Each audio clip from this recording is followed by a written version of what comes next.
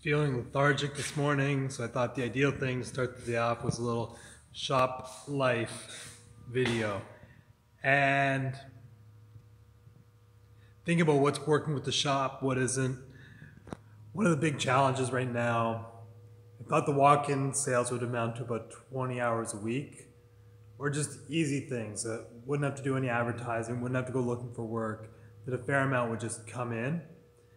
And that has not been the case. So that's one of the big challenges right now as far as cash flow and how to maintain the long-term vision. So the number one focus is really finding a business partner and really getting focused on developing some kind of product. And who knows what that is yet. I was reading Jim Collins from Good to Great, and all the companies in that book that were looked at, well, not all of them, but it made a good case that you don't have to have the perfect thing. You don't have to be first to market. All you got to do, you got to have a really great team. And the analogy that was used in the book was to get the right people on the bus, to get the wrong people off the bus, and then to get everyone in the right seats. So with that in mind, if I found the right person, when I find the right person, it's going to happen. I've always wanted to work with a team, so really looking at rounding out a team, which means developing a really good business plan, being able to raise some capital, having other people bring different pieces to the table, and also know what here is surplus, what things can be sold off, what things are just holding this place back. So, and also thinking about my own limitations as far as if there's a saying, there's finders, minders, and grinders in business.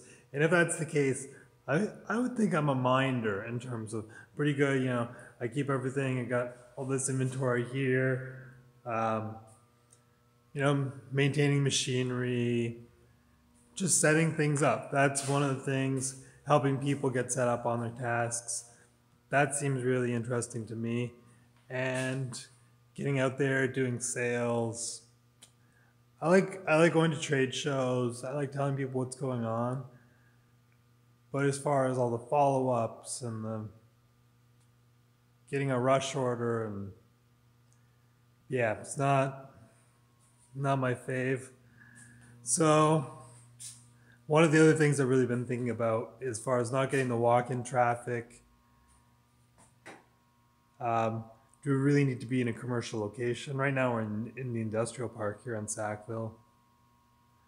And the other thing I think about is, if I really want to be confident in my rate, it's having a place that feels like everything I want it to be like. As far as here, there's just such a mishmash of stuff around, and it always feels so, just gonna adjust for a minute, but it always feels like there's just all this random stuff.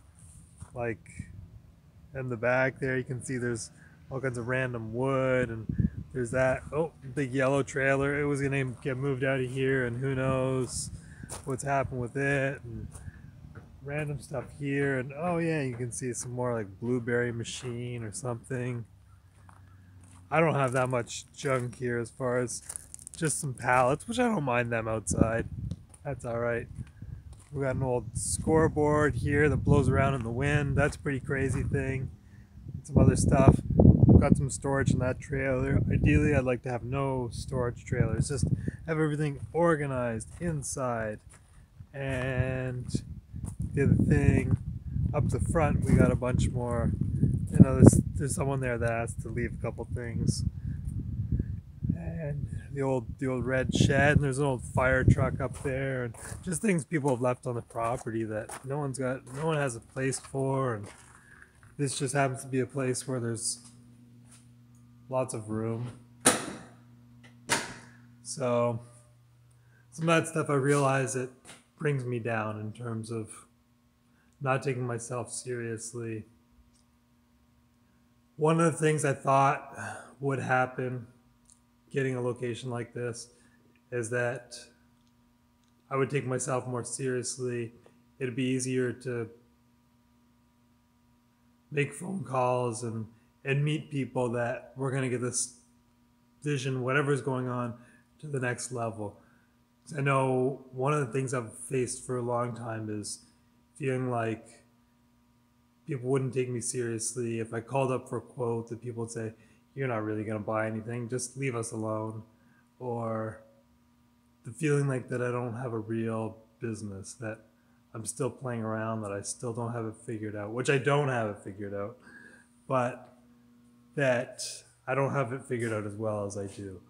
So I feel like those are good things to grapple with as far as looking at those things on a deep level, where those feelings came from. A lot of times, wake up in the morning, it feels like the first day of school ever, and I've got to leave home and get out in the world, and I'm not ready. I don't know that I'll ever feel ready, but I've, I wish I felt excited more to get out there. And that's one of those things that's really missing. So, I'm not sure how all those different pieces are going to come together. One other thing that I've been thinking about a lot, and actually I saw a really cool TED talk yesterday, and it was about diversity in business and how diversity brings about innovation. And I know I'd mentioned to a few people that I was really looking to put together a board of advisors, and that was one thing. A great mentor here in town, Craig Wilmot, he had recommended, and he had talked about having diversity of men and women, and people that aren't even necessarily in business. And you want to find people that you feel have an understanding, that are bright and perceptive, yet he was talking about the boards he really thought did a great job. And he's talking about how there'd be the artist and the baker and the candlestick maker and whoever else. And I threw the idea around, and actually I mentioned it to some different women that I knew in town here. And it's interesting as far as, oh, I don't know, no. And just like, you're looking at the wrong person. Why not ask this other woman? She's in business. But if it's someone that's in business and is struggling, that might not be the best choice. Um, yeah. So, not sure how to make that happen. I've also realized, having made a big move across the country, that if it came to moving again, to be close to a business partner, to be close to a group that wanted to see something happen in common, that I'd be open to doing that totally. I don't know what that looks like, but yeah, it's been great as far as no longer do I have all this stuff stuck in storage, kind of like thing of stuck energy where it's all this potential and going nowhere. So now it feels like there's potential. It's not that it's going nowhere. There's just going very slowly and no idea really where. But it is going. So I feel way more excited about this place than working for anyone else. And yeah, been thinking a lot about lean manufacturing. Been watching this. Actually, I've been listening to this Paul Akers 2 second lean audiobook. So that's been really great in terms of realizing there's already some principles there I've been using without recognizing them as lean principles. One of the things I really love is fixing the idea of fixing things that bug you. So fixing things, and one of the things is shining things up, cleaning things up. So they'll use the example of repainting forklifts that look old and dirty. So stuff like that, where I love doing some cleanup stuff. So it feels validating that that's an all right thing to do. That it has a place in the bottom line as far as feeling good in an uplifting environment and thinking about what I like to aspire towards. So I think that's a great video for today.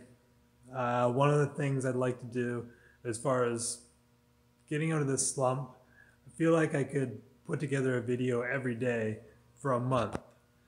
Not to necessarily grow a YouTube channel or do anything crazy, but just to have a good backlog, to have a good practice of what it's like sharing the journey and